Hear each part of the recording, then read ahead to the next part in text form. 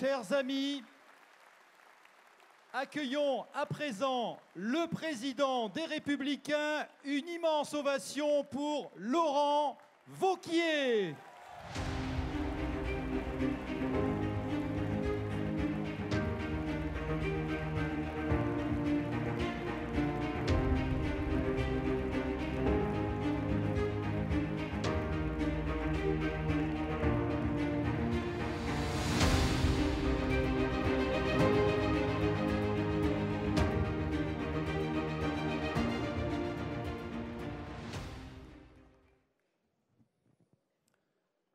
Maintenant, vous savez. Maintenant, vous savez pourquoi j'ai voulu que François-Xavier Bellamy puisse porter nos couleurs.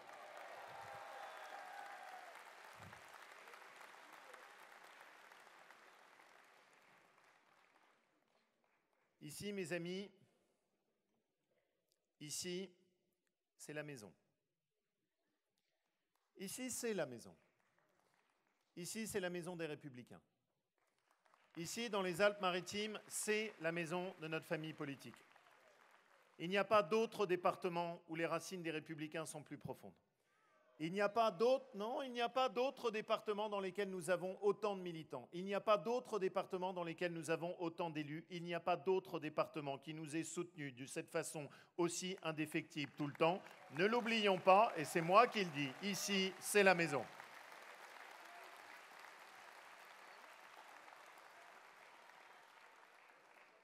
Mais bien sûr que celui qui vient d'Auvergne-Rhône-Alpes est indigné à l'idée que ce soit la première fédération de notre famille politique. Mais oui, c'est bien la première fédération de notre famille politique. Et je vous en suis infiniment reconnaissant.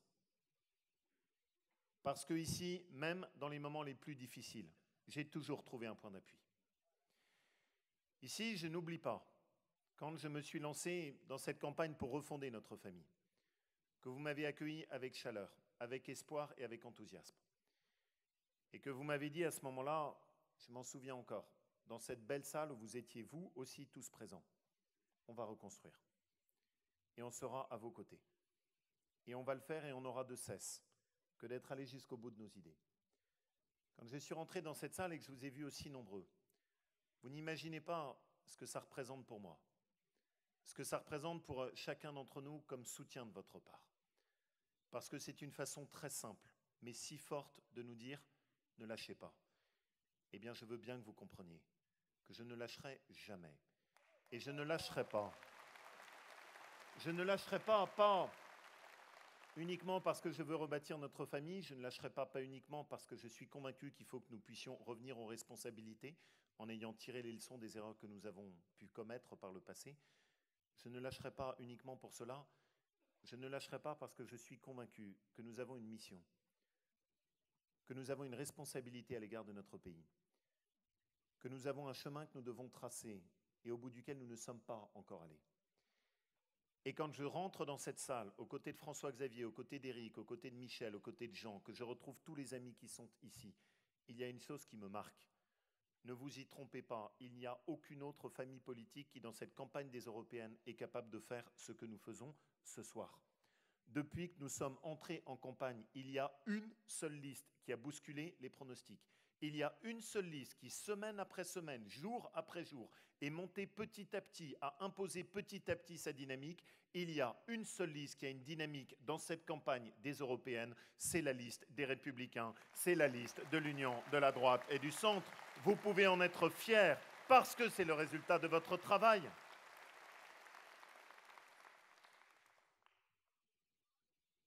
Mais si nous allons un peu au-delà, c'est plus que cela. Je suis convaincu que nos compatriotes ne veulent pas d'une chose. Ils ne veulent pas qu'on leur confisque leur voix. Ils ne veulent pas qu'on décide à leur place comme on le fait depuis si longtemps dans notre pays. Ils en ont assez qu'on leur explique ce qu'on a le droit de penser, ce qu'on n'a pas le droit de dire. Ils ne supportent plus que la démocratie en France se résume à d'un côté les populistes et de l'autre les progressistes. Les Français veulent retrouver le choix. Ils ne veulent pas être enfermés à nouveau dans cette réédition funeste du second tour de la présidentielle. Les Français ne veulent pas se retrouver pris entre d'un côté le chaos de Marine Le Pen et de l'autre, la déception d'Emmanuel Macron. Et si jamais les choses sont en train de bouger du côté de la liste des Républicains, c'est parce que les Français ont compris que le seul endroit où il pouvait y avoir un choix qu'ils retrouvent, c'est du côté des Républicains. La démocratie, c'est le choix. Et nous ne nous laisserons pas confisquer ce choix.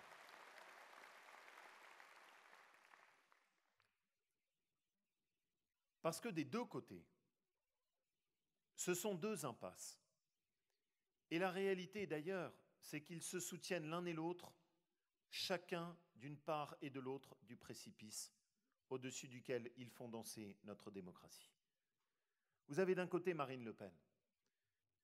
Mais Marine Le Pen est une impasse, parce que ce que propose Marine Le Pen pour l'Europe, c'est la déconstruction de l'Europe. Ce que propose Marine Le Pen, c'est de mettre à bas tout ce que nos prédécesseurs ont édifié. Ce qu'elle propose, c'est de sortir de l'Union européenne. Ce qu'elle propose, c'est de sortir de l'euro. Dans un pays qui a autant de dettes, dans un pays qui a autant de déficits, mais sortir de l'euro, certains qui sont ici s'en souviennent, cela veut dire une seule chose. Cela veut dire une dévaluation monétaire. Cela veut dire qu'un jour, vous vous réveillez, que votre patrimoine a fondu et que votre pouvoir d'achat a été réduit. Ce que propose Marine Le Pen, c'est la déconstruction de l'Europe. Et si je la combats de toutes mes forces dans cette élection européenne, c'est parce que je suis convaincu que pour la France, ce serait une sortie de l'histoire. Je ne veux pas de cela pour la France. Je ne veux pas de ce destin.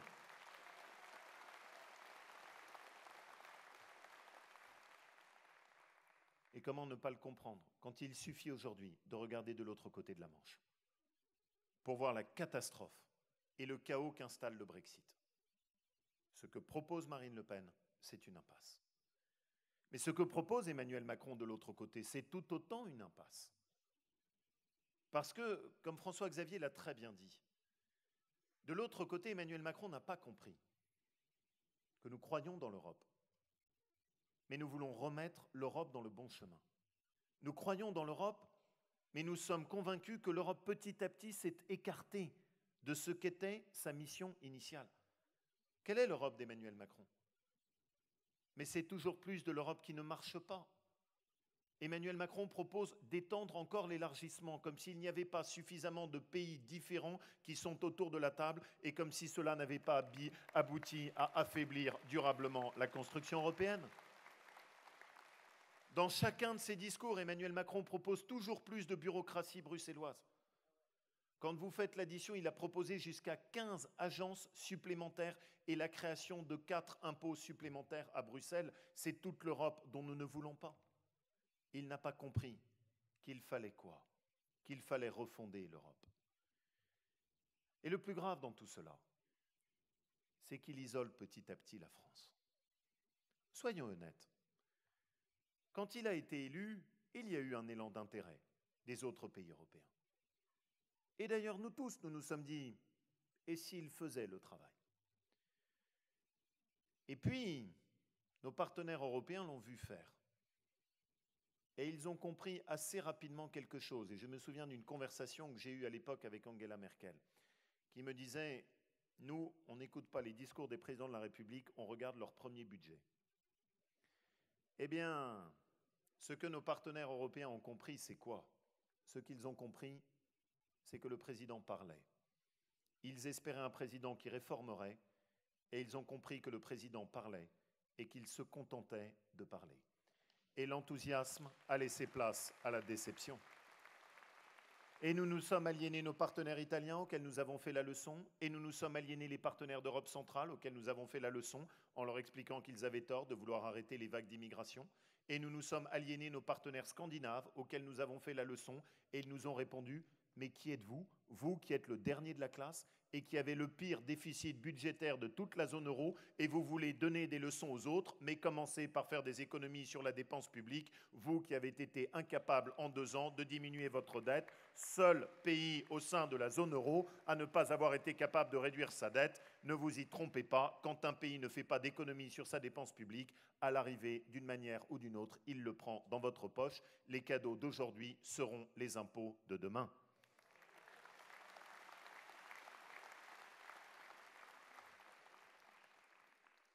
Et une des garanties que nous nous apportons, c'est qu'avec notre liste des Républicains, de l'Union de la droite et du centre, nous nous inscrivons dans le plus grand groupe parlementaire du Parlement européen. Et ça, c'est une fierté pour chacun d'entre vous.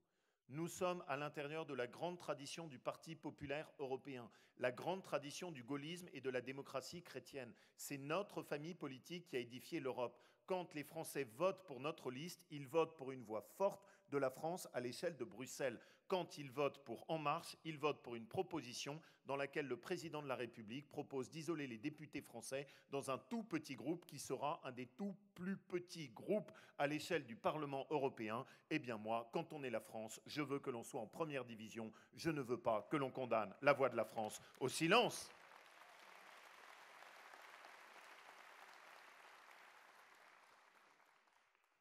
Alors oui, nous avons une immense responsabilité. Refonder l'Europe pour établir la France. Et pour mener cette refondation, j'ai voulu un nouveau souffle. Et je remercie ceux qui m'ont accompagné dans ce choix. Je voudrais d'ailleurs rendre hommage à Jean, parce qu'un des premiers avec lequel j'ai échangé dessus, c'est Jean. Et un des premiers à m'avoir encouragé et à me dire « Laurent, fais le choix du renouvellement, fais le choix d'une nouvelle génération », c'est toi, Jean. Avec une démarche qui t'honore, toi qui as été un si bon ministre des Affaires européennes et qui a si bien défendu notre famille politique. Merci Jean, merci à toi. Et pour cette refondation, j'ai souhaité que ce soit François-Xavier qui porte nos couleurs, avec ce trio qui est à ses côtés. Agnès Evren, Arnaud Danjean, cette jeune génération, ces talents qu'on doit faire monter. Quand on s'occupe d'une famille politique, il faut faire monter les meilleurs. Il ne faut pas étouffer les talents. C'est une erreur que nous avons si souvent faite par le passé. Et je vais vous dire ce que j'ai aimé et ce que j'aime dans ce qu'ils portent tous ensemble et dans ce que porte François-Xavier. D'abord, la première chose, c'est une droite de valeur. Vous l'avez vu, qui ne s'excuse pas de ses idées. On ne reconstruira jamais notre famille politique si nous continuons à baisser le regard et à marcher à l'ombre. Jamais cela nous a réussi. La droite réussit quand elle porte la fierté et la dignité de ses valeurs et de ses convictions. Et la deuxième chose, c'est que ça redonne un peu de hauteur. Vous savez, quand il y a eu ce débat à France Télévisions, et que chacun des candidats devait sortir un objet symbolique de ce qu'il pensait de l'Europe, et au fur et à mesure que chacune des têtes de liste sortait un objet, je me disais, mais comment la politique a-t-elle pu tomber aussi bas ? Le représentant du Rassemblement national sortait une passoire rouge. Le rassemblement de je ne sais même plus quelle liste avait sorti une paire de menottes sur lesquelles il avait mis des autocollants jaunes. La représentante de la liste En Marche avait sorti une petite boîte de piment d'Espelette. J'adore le piment d'Espelette, mais enfin, honnêtement, pour incarner sa vision de l'Europe, peut-être qu'il y avait autre chose à faire. Et à chaque marche, on descendait un peu plus bas. Et François-Xavier, lui, nous a heureusement redonné notre honneur. Lui, il a sorti un livre. Et quel livre? C'était l'Iliade d'Homère. Merci François-Xavier de nous tirer vers le haut.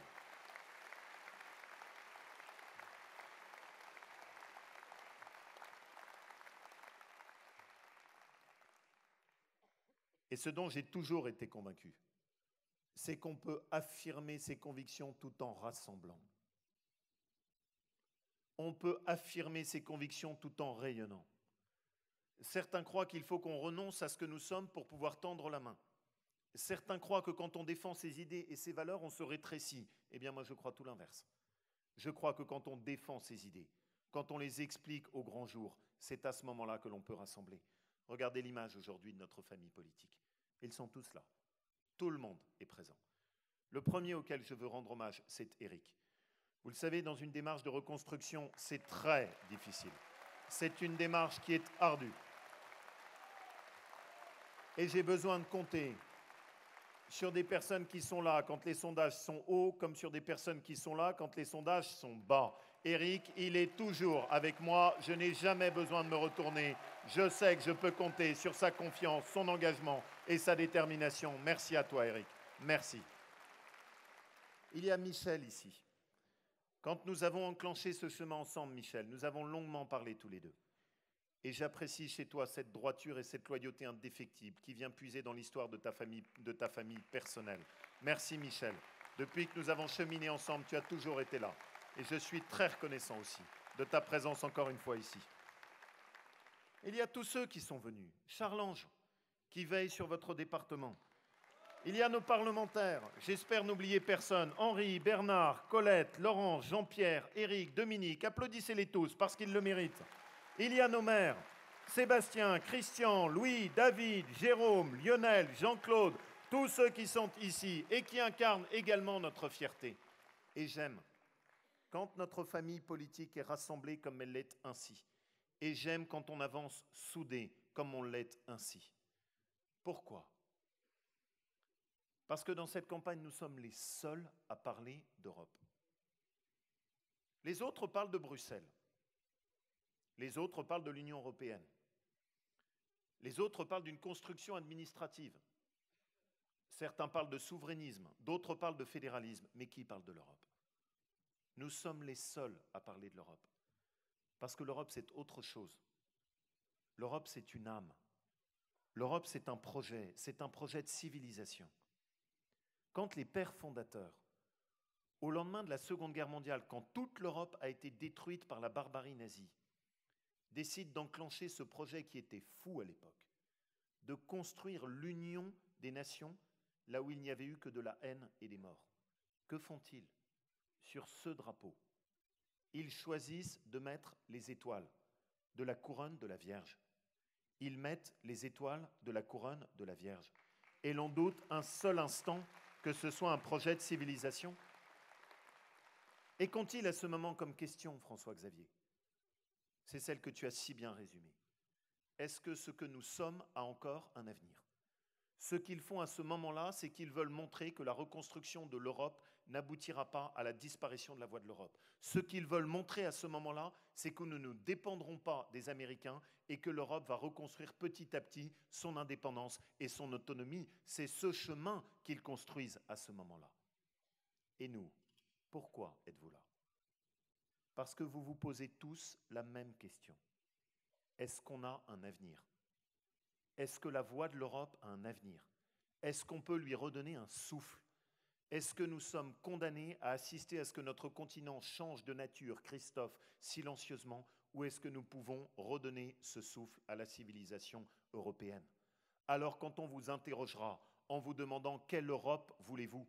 Eh bien l'Europe que nous voulons, c'est celle qui inspirait confiance parce qu'elle savait qui elle était. L'Europe que nous voulons, Bernard, c'est l'Europe puissance qui n'hésite pas à défendre ses intérêts. L'Europe que nous voulons, c'est celle qui marchait, qui fonctionnait et qui nous donnait notre fierté. L'Europe que nous voulons, c'est l'Europe projet. L'Europe pour laquelle nous nous battons, c'est l'Europe civilisation. Quand on vous demande quelle Europe voulez-vous, répondez, nous voulons l'Europe de la civilisation et de l'identité. C'est cette Europe pour laquelle nous nous engageons.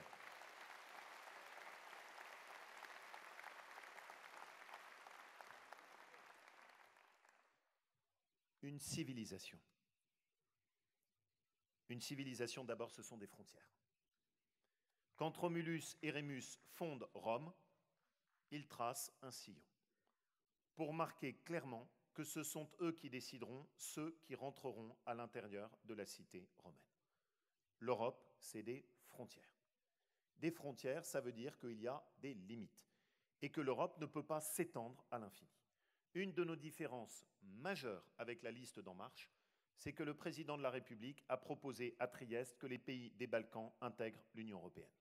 Une de nos différences majeures par rapport au projet d'Emmanuel Macron, c'est qu'Emmanuel Macron a accepté que les négociations avec l'Albanie s'ouvrent en juin, comme par hasard au lendemain de l'élection européenne. Eh bien nous, tous ceux qui sont sur notre liste, et ils le savent, Franck, prennent avec moi un engagement. Ils voteront contre toute décision pendant leur mandat qui ouvrirait la voie à tout élargissement supplémentaire.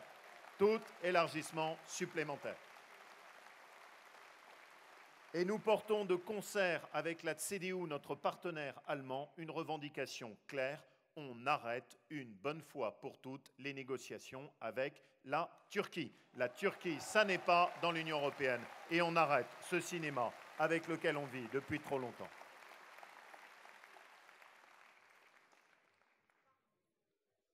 Connaître ses frontières, c'est bien. Défendre ses frontières, c'est tout aussi important. Oui, le défi migratoire est devant nous. Oui, Éric, comme tu l'as si bien rappelé, le gouvernement depuis 2 ans n'a rien fait. Pire que cela, jamais notre pays n'a délivré autant de titres de séjour. Plus de 250 000 titres de séjour chaque année supplémentaires qui sont délivrés, ce qui représente l'équivalent d'une ville de Bordeaux chaque année. Notre pays et le continent européen ne peuvent pas faire face à une telle immigration. Nous avons dépassé nos capacités d'intégration. Et nous devons de toute urgence reprendre la maîtrise de la politique migratoire. Cela suppose de maîtriser à la fois ses frontières européennes et ses frontières nationales. Je suis allé à Vintimille pour aller discuter avec les policiers qui essayent d'œuvrer tant bien que mal pour protéger notre frontière à cet endroit avec l'Italie. Je suis allé en Grèce pour discuter avec les policiers et les gardes-frontières qui essayent tant bien que mal pour lutter contre l'immigration qui nous vient de Turquie. C'est le même travail, c'est la même cause, c'est la même mission. L'erreur que commet Marine Le Pen, c'est qu'elle dit « il ne faut pas que ce soit l'Europe qui défende nos frontières ». Mais enfin, comment ne peut-elle pas comprendre que quand ils rentrent par la Grèce, quand ils rentrent par l'Italie, quand ils rentrent par l'Espagne, ensuite ils arrivent en France et que donc il est indispensable qu'il y ait un travail commun européen pour défendre nos frontières européennes. C'est indispensable. Mais avec une clarté. L'objectif, ça n'est pas d'accueillir les bateaux des passeurs sur le continent européen, c'est de les reconduire sur les côtes africaines. L'objectif, ça n'est pas d'avoir le double discours que tient le ministre de l'Intérieur, qui, chaque semaine qui vient, perd un peu plus sa crédibilité.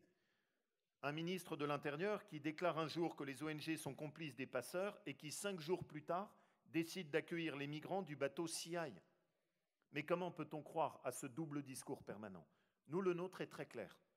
Les bateaux des passeurs doivent être reconduits sur les côtes africaines. Les demandes d'asile doivent être faites sur les côtes africaines et non pas en Europe, parce que quand les demandes d'asile sont faites en Europe, c'est trop tard. Et quand la justice dit que les gens n'ont pas à rester en France, ils ne sont jamais reconduits à l'étranger. Et donc c'est trop tard quand les demandes d'asile sont faites chez nous. Elles doivent être faites de l'autre côté de la Méditerranée. Et enfin, il faut sortir de cette prime à l'illégalité. Quand un étranger est venu irrégulièrement en Europe, s'il est ensuite régularisé, eh bien, c'est un encouragement à bafouer les règles et les lois de l'Europe.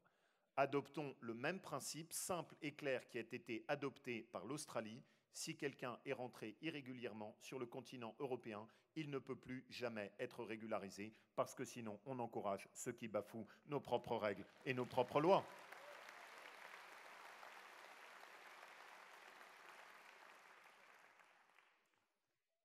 Et ceci, mes amis, ceci, j'en suis convaincu, c'est la seule chose qui permet de redonner aussi un avenir à l'Afrique. Je ne sous-estime rien des drames. Je ne sous-estime rien de la souffrance de ces visages qu'on voit parfois à la frontière, des visages hagards, qui ont fait parfois des milliers de kilomètres pour arriver ici en étant déracinés, sans doute en ayant vécu des choses terribles, qui ont été amenés parfois à saigner leurs familles pour pouvoir payer les passeurs et les mafias qui les ont instrumentalisés. Eh bien, mes amis, je vous le dis, la vraie générosité, comme le disait si bien Peggy, la vraie générosité, c'est la fermeté et rien n'est meurtrier comme la lâcheté. Notre devoir, c'est de faire en sorte que le développement soit en Afrique. Notre devoir, c'est d'aider le développement humanitaire en Afrique. Notre devoir, c'est de dire que l'avenir de la jeunesse africaine est en Afrique. Ça, c'est notre devoir. Une civilisation, ensuite, ce sont des ambitions communes. François-Xavier l'a si bien dit. Le travail, l'Europe des projets, pas celle des normes, je n'y reviendrai pas. L'Europe de la santé, Jean, pour laquelle tu te bats. Une Europe qui soit capable de faire travailler ensemble nos laboratoires de recherche pour lutter contre la maladie d'Alzheimer. Cette Europe que nous avons vue cet après-midi et dont vous êtes un reflet, une Europe qui croit dans l'audace, une Europe qui croit dans le souffle, une Europe qui croit dans l'initiative. Cette Europe qui s'est incarnée avec ces quelques visages croisés cet après-midi que j'ai tellement aimé. Quant à Sophia Antipolis, sur le site de Biotech, vous avez un jeune qui a été formé au BTS de chimie de Nice et qui vient nous voir et qui nous dit « Moi, je suis fier de mon travail. J'adore la chimie, c'est ma passion. Je veux que l'Europe puisse continuer à découvrir des médicaments et les remèdes de demain pour continuer à faire progresser la santé. Mais qu'est-ce que ça fait du bien de voir quelqu'un qui aime son travail, qui croit dans ce qu'il fait et qui en est fier. Quand on était, David, sur le chantier de ce superbe campus universitaire que vous êtes tous en train de bâtir avec cette belle coopération entre les communes, sur ce site de Cannes où vous allez faire un des plus beaux campus universitaires qui va permettre demain de former peut-être les scénaristes de génie qui redresseront l'industrie du cinéma européen et français. Et qu'il y a un chef de chantier qui vient et qui nous dit « Venez avec moi, je vais vous montrer mon béton, regardez comme il est beau et comme on a fait un beau travail. » C'est cette Europe que j'aime, c'est celle du travail, c'est pas celle des normes. C'est une Europe qui ne croit pas au fait qu'on devienne un pays, un continent où on pousse des caddies à acheter des produits qui ont été faits partout ailleurs sauf chez nous. Je crois à l'Europe du travail, dans une Europe dans laquelle tout n'est pas à acheter, dans laquelle le corps humain n'est pas une marchandise et dans laquelle on reprend confiance et où on comprend que le vrai social, c'est le travail. Je ne veux pas d'une Europe dans laquelle plus personne ne veut travailler et c'est pour cela que je revendique que chez nous, il y ait toujours un équilibre entre les droits et les devoirs et que quand on bénéficie de la solidarité nationale, on puisse aussi travailler pour rendre une partie de ce qu'on a reçu.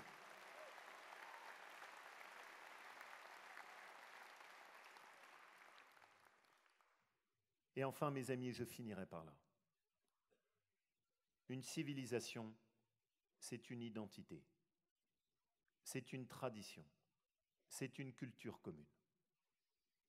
Cette tradition, cette identité, cette civilisation, comment ne pas voir qu'elle est aujourd'hui menacée? Elle est menacée, et c'est sans doute le plus grave pour nous. Elle est menacée par des gens qui parfois sont nés sur le continent européen. Elle est menacée par des gens auxquels nous avons tout donné, auxquels l'Europe a offert toute sa générosité et qui ont tourné leur haine et leurs armes contre ce que nous sommes et qui détestent aujourd'hui tout ce que nous avons voulu leur transmettre. La guerre contre l'islamisme est une guerre dans laquelle il ne peut pas y avoir de répit ni de lâcheté. La guerre contre l'islamisme à l'échelle de l'Europe suppose de prendre les mesures qui s'imposent. Les mesures qui s'imposent, ce sont des mesures de fermeté enfin. C'est pour cela que nous proposons qu'il y ait un pacte européen contre l'islamisme, que ce pacte européen contre l'islamisme repose sur des décisions de bon sens. La première décision de bon sens, c'est d'abord de fermer toutes les mosquées salafistes qui sont en Europe. Toutes les mosquées salafistes qui sont en Europe. La deuxième mesure qui s'impose, c'est celle d'empêcher aux imams qui prêchent la haine de continuer à prêcher tous les vendredis. Comment pouvons-nous accepter qu'ils continuent à faire cela comme nous le faisons? Éric, Michel, Jean, quand la République a instauré la laïcité, elle a fait preuve de fermeté. Et la religion catholique a été capable de comprendre qu'elle devait s'adapter à ce que demandait la République. Eh bien, il est évident que nous devons faire preuve de la même fermeté à l'égard des prêcheurs de haine et que nous devons leur interdire de continuer à prêcher leur travail de sape et de propagande à l'ombre des mosquées. Et enfin, mes amis, comment comprendre que le gouvernement français ait accepté de faire revenir sur le sol français 200 djihadistes? Nous revendiquons qu'il y ait un travail qui soit très clair de la part de l'Europe, que l'Europe œuvre en lien avec l'Irak pour qu'il y ait un tribunal international qui soit installé en Irak, que ce tribunal international permette de juger les djihadistes qui ont commis leurs crimes en Irak et en Syrie là-bas, qu'ils soient condamnés sur le sol irakien et qu'ils restent sur le sol irakien. Ils ont trahi la France et l'Europe, ils ne doivent pas revenir en France et en Europe.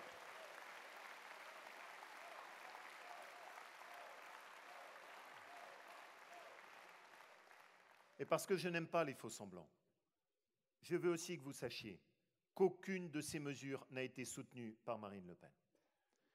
Quand, au niveau du Parlement européen, une proposition a été faite pour faire en sorte que l'Europe se dote d'un logiciel permettant de suivre et de détecter les mouvements des terroristes, pour les empêcher notamment de pouvoir embarquer dans des aéroports, Marine Le Pen a refusé de voter cette disposition et a expliqué qu'elle ne le faisait pas parce que les terroristes ne prenaient pas l'avion.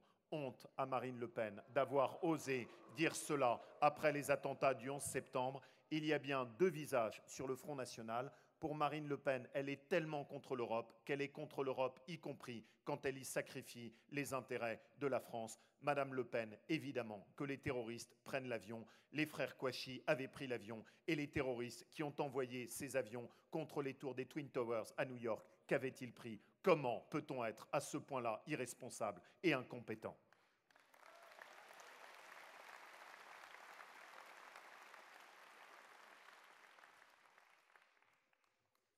Retenir la leçon de Notre-Dame, François Xavier. Retrouver le droit d'aimer ce que nous sommes. Comment a-t-on pu en arriver là? Comment ne peut-on pas comprendre qu'une civilisation aussi merveilleuse que la nôtre, qu'une culture aussi merveilleuse que la nôtre, issue de 3 racines, toutes aussi estimables, les racines de l'Antiquité, les racines judéo-chrétiennes, les racines des Lumières, comment ne pas comprendre que notre devoir, c'est de la transmettre? Nous sommes ici au bord de la Méditerranée. Vous avez toute légitimité à être infiniment fiers de ce que représente ce petit bout de terre européenne et son apport unique. Vous êtes les héritiers d'une fondation qui a été faite par des colons grecs qui ont étendu la démocratie et qui l'ont installée ici, sur ces petits bords de la Méditerranée. Vous êtes les héritiers de ce fruit extraordinaire de l'Empire romain qui avait fait de cette petite partie de l'Empire romain un de ses joyaux qui était à l'époque appelé la Provincia Romana.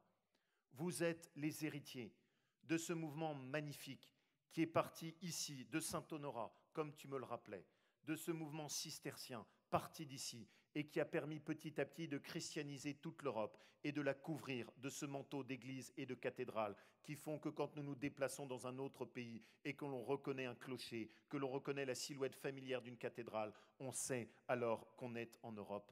Vous êtes les héritiers de ceux qui, dans une terre hostile, ont lutté contre les barbaresques, ont lutté contre les pirateries, n'ont jamais renoncé, ont systématiquement reconstruit les villages qui avaient été détruits et qui avaient été attaqués. Vous êtes le fruit magnifique de ce mouvement séculaire avec lequel petit à petit la France s'est édifiée. Et la France a su qu'elle était au bout de la démarche de construction de l'État-nation quand enfin le comté de Nice avait intégré la République et la nation française avec le travail qui avait été fait à l'époque par le Second Empire. Vous êtes les héritiers de tout cela.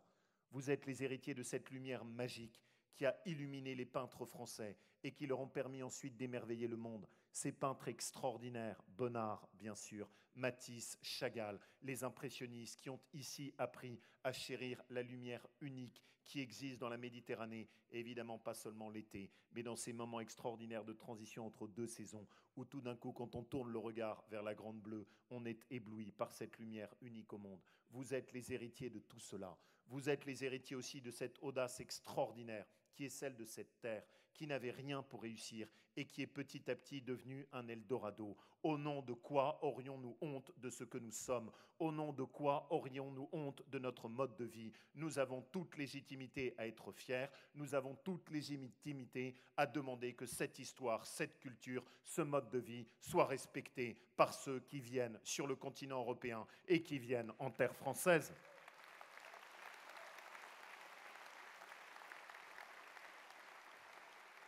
Et oui, François-Xavier, tu l'as dit, il y a des incendies comme l'incendie de Notre-Dame, mais il y a aussi des incendies plus invisibles. Il y a des destructions plus silencieuses.